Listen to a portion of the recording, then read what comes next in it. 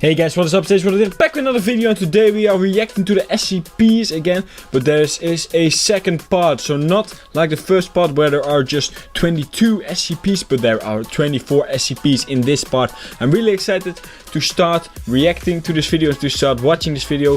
This is by TATS TOPVIDEOS again. Thank you TATS for watching. If you're watching this, this is an amazing video. I just know it's going to be amazing, so thank you so much. And we're going right in because my camera is kinda almost dead. I need to recharge it, so we're going in immediately.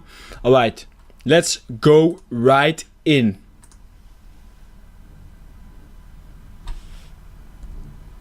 Censored beats in this video are classified names or locations that are withheld from public hearing and are therefore edited for legal reasons from the SCP agency. In association with the SCP website, secure, contain, protect. This video contains disturbing content, violent content, scary content, flashing lights and sudden loud noises. Viewer discretion advised. I think that robot, they use a different robot every time. Is a secret organization of scientists who are devoted to collecting and containing all the supernatural objects and creatures in the world, for the sake of protecting the rest of mankind from them. SCP stands for Special Containment Procedures, and their unofficial motto is Secure, Contain, Protect. Items contained by SCP are classed as one of the following. Safe, which are items that can be reliably and safely contained. Keter and Euclid. Oh, Euclid, then Keter. Procedures. Euclid, which are unpredictable and harder to contain than the safe objects. And keter.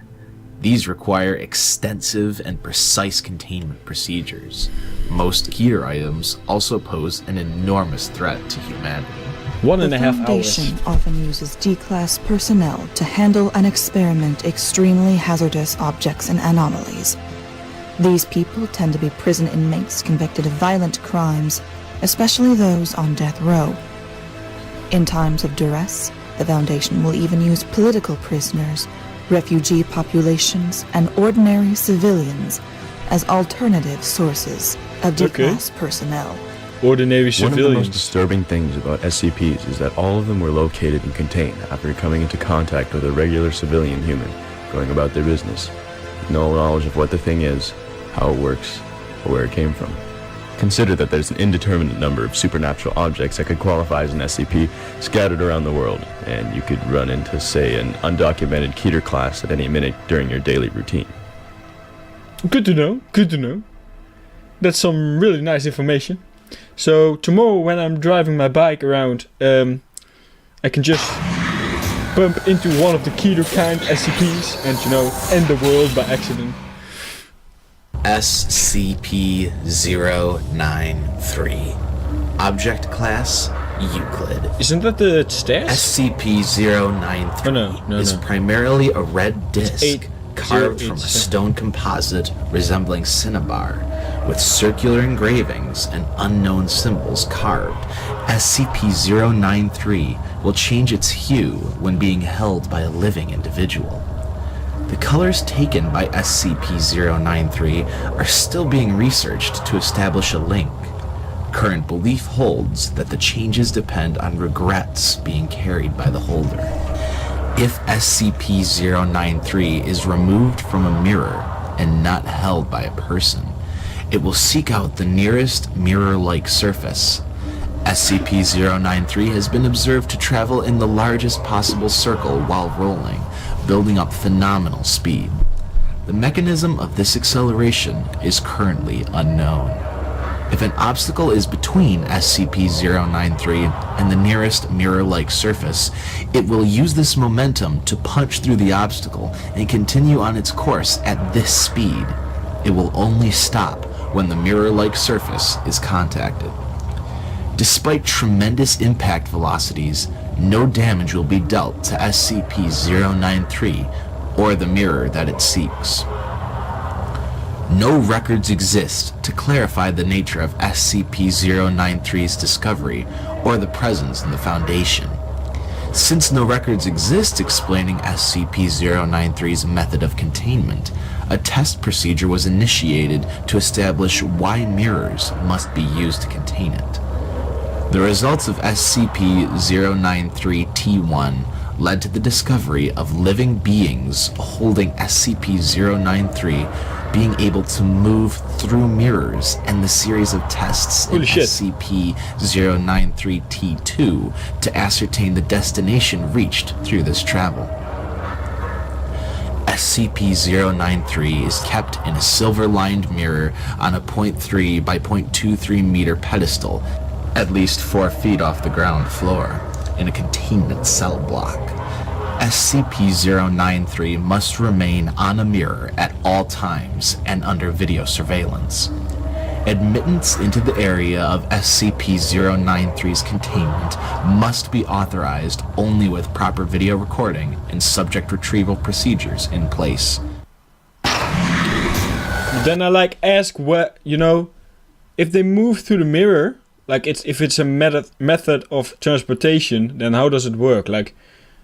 If there's a mirror right here, if this is my mirror and I will go through the mirror, I will still be in the same place, only in the mirror world, So how does that work? Does it work like that? So I will go into the mirror world and then I can step out through another mirror, like a field or something, or I think that's the case, that I will go through this mirror and then I can step out from that kind of mirror, over there. I can step out from there and then I used the mirror as a method of transportation. I think it's like that.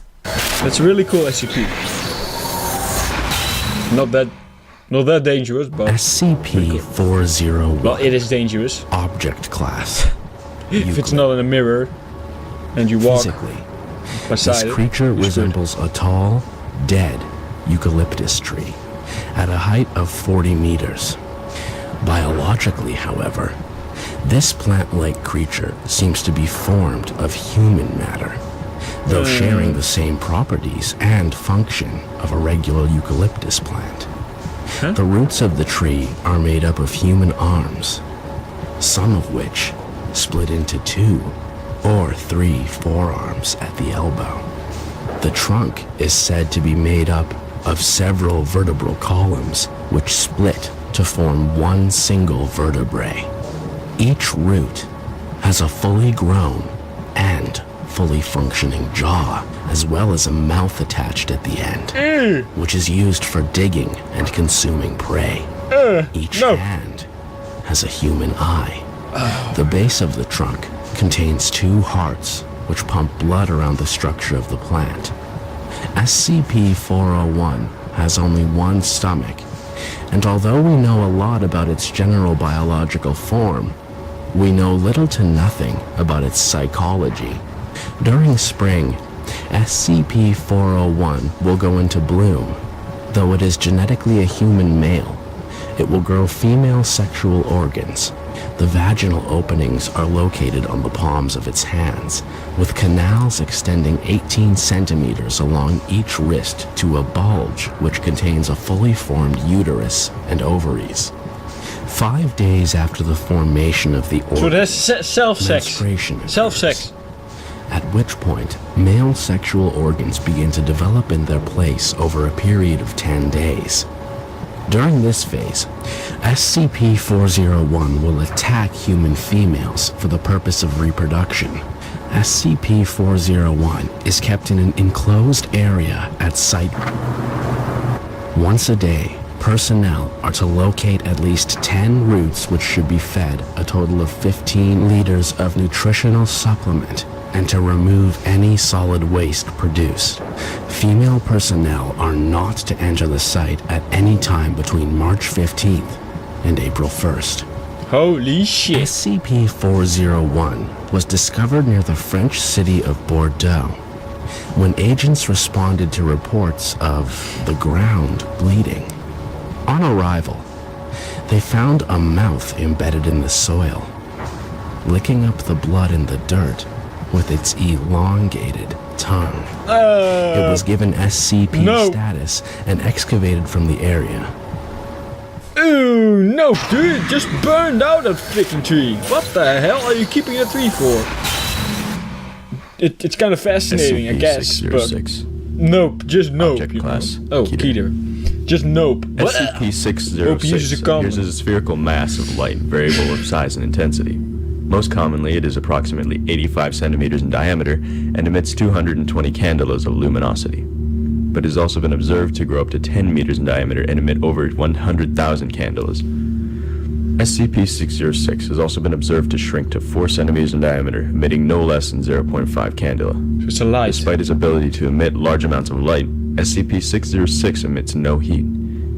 It does not appear to be composed of any form of matter, and is able to pass through material barriers effortlessly. It is presently theorized that SCP-606 is an entity composed purely of knowledge and information obtained from SCP-606 itself appears to corroborate this. Furthermore, SCP-606 appears to derive substance from information, growing in both size and luminosity when provided with sources of information to its aforementioned maximum size, and shrinking when it is deprived from this. It is capable of feeding off of a large number of different sources, including digital devices, books, magnetic tape, and living beings, which simply involves SCP-606 surrounding the object. This process does not appear to affect its sources in any way. Digital media stored on flash drive is used in the maintenance of SCP-606, so the specific details as well as approximate size of all information provided by SCP-606 may be easily recorded. Okay. SCP-606 is sapient. So how does that work? Self-aware of all knowledge it has gained over its existence, and capable of intelligent communication. SCP-606 currently resides in an unfurnished 20 meter by 25 meter by 8 meter cell at site. Okay. The entrance to which is sealed by two 25 centimeter steel blast doors on either side of an airlock. No personnel are to enter SCP-606's containment cell, if he wants to get out, he can under just controlled testing circumstances Flah. or with authorization from a staff member of level 4 clearance or higher. Standard positive action defenses, explosive, chemical, biological, and mimetic, are kept to be in place at all times, according to standard operating procedure. SCP-606 was discovered by the Foundation on November 6th, France, after a rush of missing person reports was brought to the Foundation's attention. Personnel subsequently managed to lure SCP-606 into a transport vehicle and transfer it to its current facility by offering it D-Class personnel to enlighten.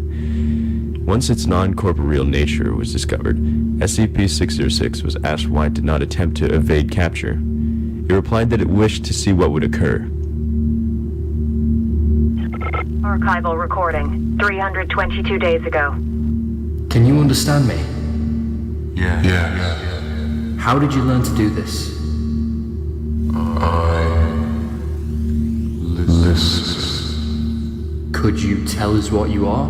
I am the teacher. Teacher, could you be more specific? I am the teacher. I am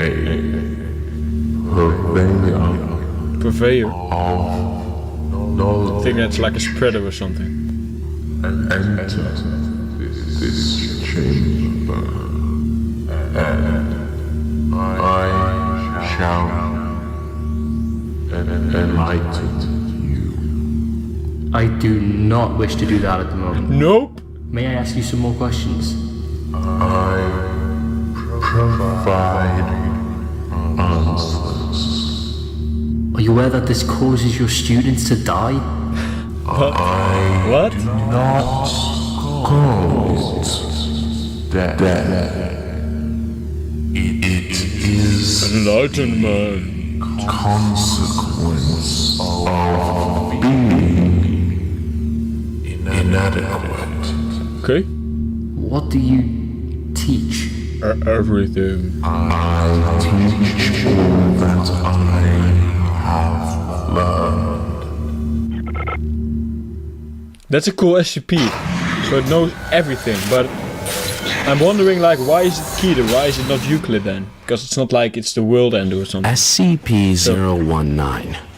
Object Class. Keter. SCP-019 appears to be a very large ceramic vase.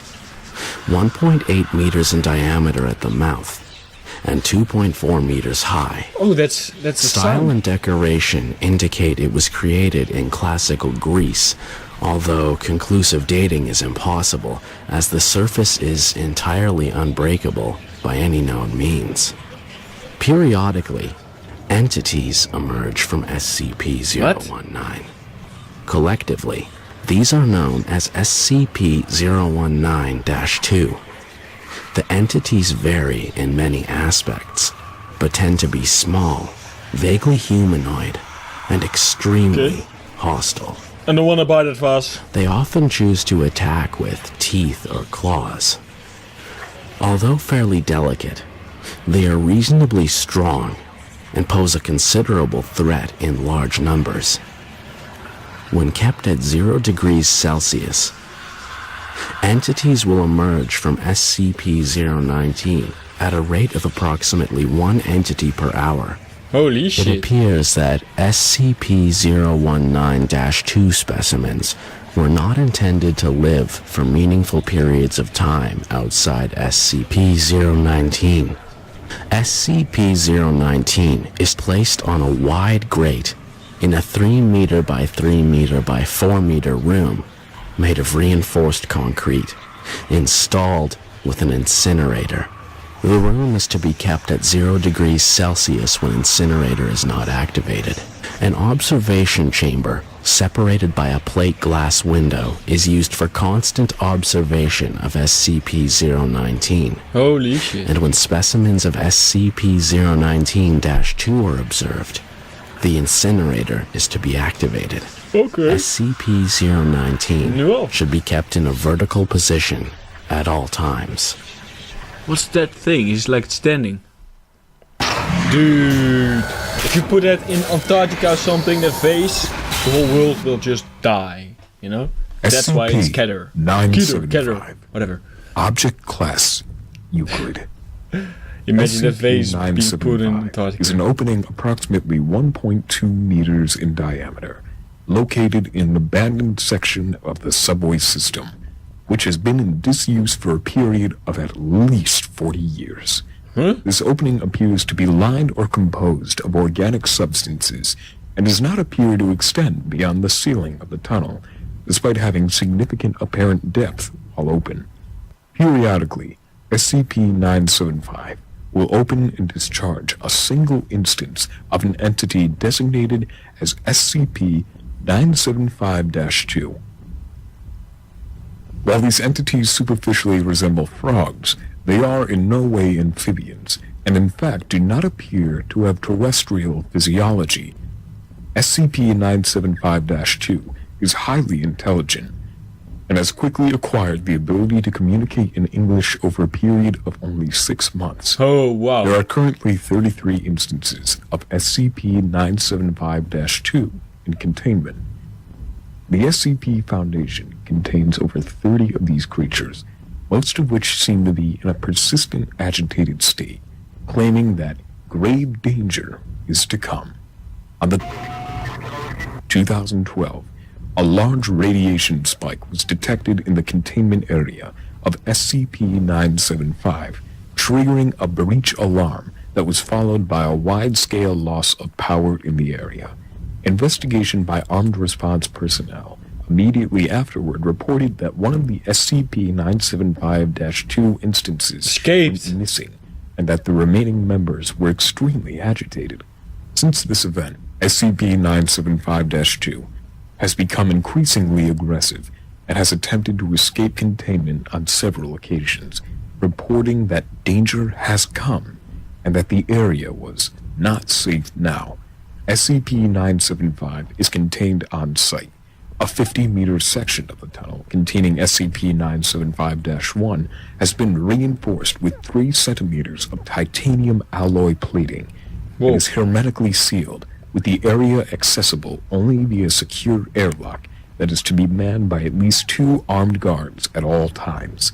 This containment area is further sealed from the main tunnel network to deter urban explorers, and is now only accessible via an underground shaft in sight.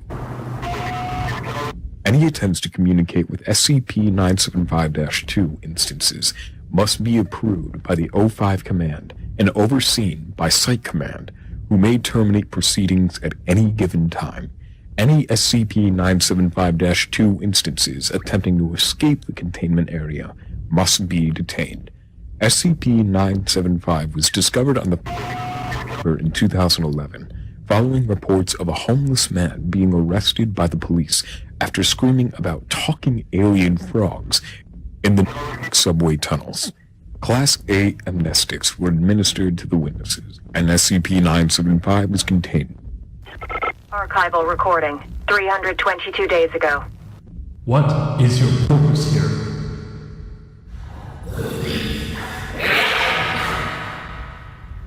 What do you mean?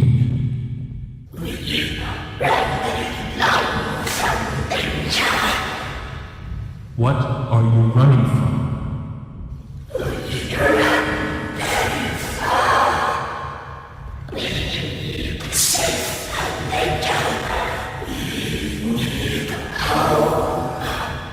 How did you get here?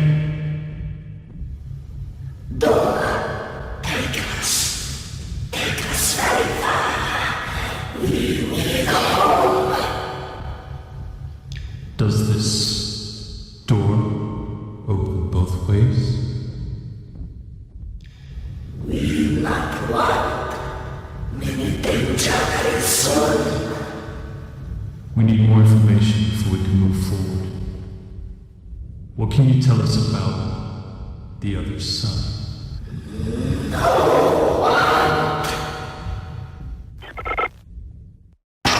Holy shit. That's pretty scary creature. So what I'm thinking is that like you guys, I think.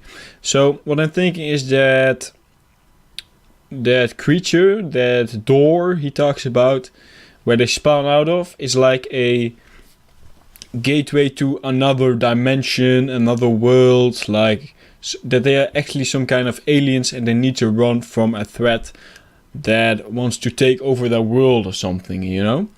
So that's what I'm thinking about SCP-975. That they're actually just spawning out of there from their own world, you know? Yeah, that's what I'm thinking. So, okay, I see the battery is almost down. So I'm going to make a second part and probably a third part, but I'm not sure about that. Maybe I will do everything in the second part, just everything, you know. So, did you enjoy this reaction? Did you enjoy this video? Then please like, comment and subscribe. Put a comment in the comment section down below if you have like videos you want to have reacted to as well. I really enjoyed reacting to this video because I enjoy everything about the SCP universe. I think these people have a great set of skills to make such a video. So I really appreciate them for doing that. And anyway, I will see you guys in the next part. Here's the world out.